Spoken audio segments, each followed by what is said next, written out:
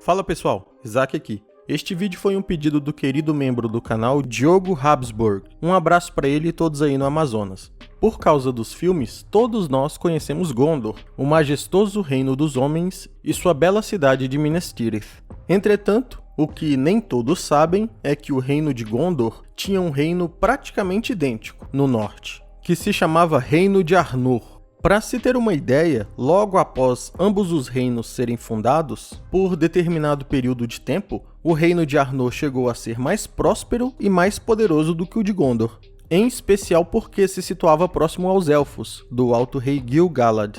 Mas então por que não vemos nada disso nos filmes? O que houve com o reino de Arnor? Neste vídeo veremos 5 coisas que você talvez ainda não saiba sobre Arnor. 1. Origem. Para contextualizar primeiro, em poucas palavras eu vou resumir como o reino de Arnor passou a existir. Lá atrás, na Primeira Era, existia um reino humano muito próspero chamado Númenor, que não ficava na Terra-média. Ele ficava localizado numa ilha enorme, entre os continentes Terra-média e Terras Imortais. Sauron se infiltrou em Númenor e passou a disseminar valores e ideias distorcidas, e aqueles que não concordassem com elas era perseguido pelo rei de Númenor, que confiava plenamente em Sauron e havia lhe feito o seu principal conselheiro. Elendil era um Númenoriano com sangue real, mas que não estava no poder, pois ele não era o primogênito da linhagem de sucessão real. Elendil não concordava com os valores espalhados por Sauron, que basicamente era que as pessoas de Númenor deveriam se voltar contra os Valar e contra os Elfos, pois segundo sua visão, o esplendor de Númenor não poderia ser rivalizado sequer pelos Valar. Como Elendil não concordava com essas ideias, ele passou a ser perseguido pelo governo em sua terra natal. Então, ele foi embora para a Terra-média, junto de seus filhos Isildur e Anarion, e outros amigos que compartilhavam pensamentos semelhantes. Chegando na Terra-média, Elendil fundou 2 grandes reinos, Gondor no sul e Arnor no norte. Existe um termo no universo Tolkien chamado Alto Rei. Alto Rei normalmente é utilizado quando um homem ou elfo é rei de mais de um reino ou comanda mais de um grupo específico. É justamente o caso de Elendil. Ele era Alto Rei, pois era tanto rei de Gondor quanto de Arnor. Entretanto, embora ele fosse o Alto Rei dos 2 reinos, ele deixou seus 2 filhos Isildur e Anarion governando Gondor, enquanto ele, pessoalmente, passou a governar o reino de Arnor. 2. Arnor já foi maior que Gondor em poder.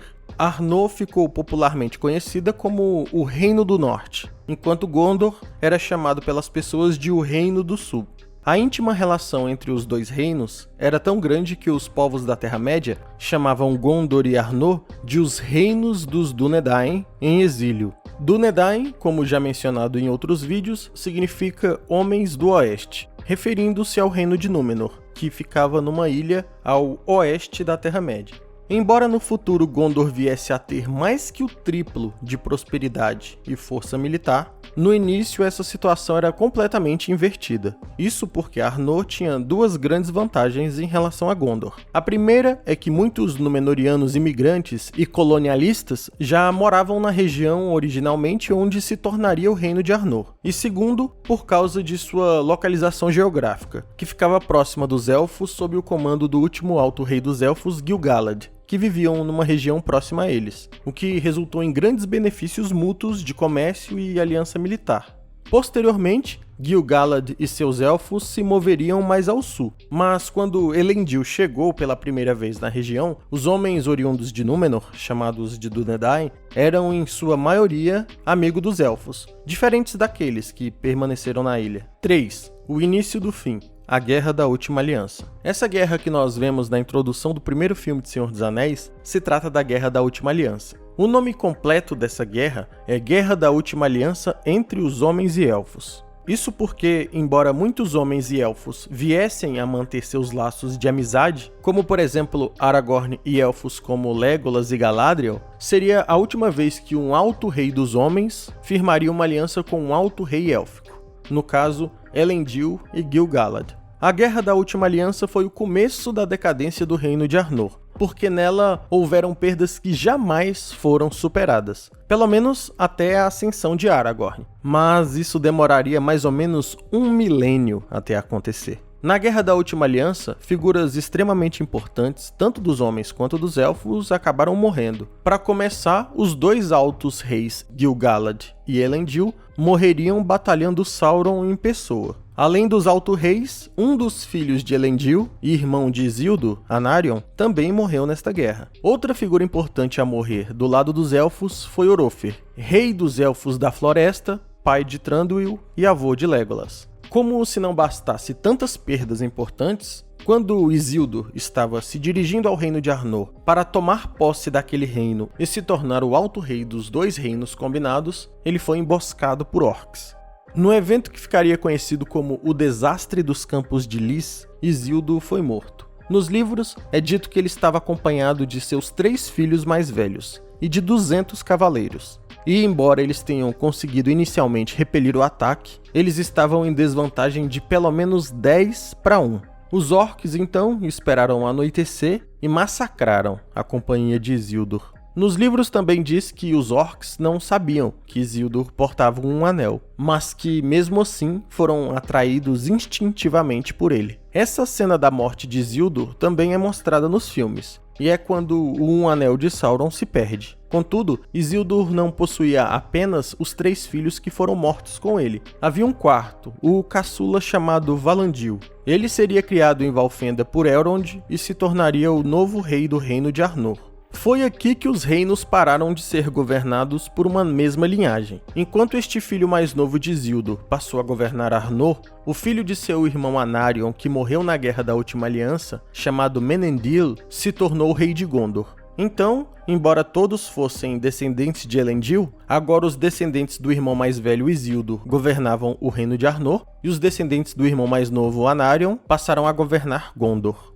4. A queda do reino de Arnor. Após 800 anos de paz, no ano 861 da Terceira Era, o então rei de Arnor morreu e deixou 3 filhos. Esses 3 filhos não se davam nada bem uns com os outros, e, com a morte do pai, cada um deles reivindicou para si um pedaço do reino de Arnor. O reino de Arnor foi então subdividido em 3 províncias menores e conflitantes entre si, chamadas de Arthedain, Cardolan e Rhudaru.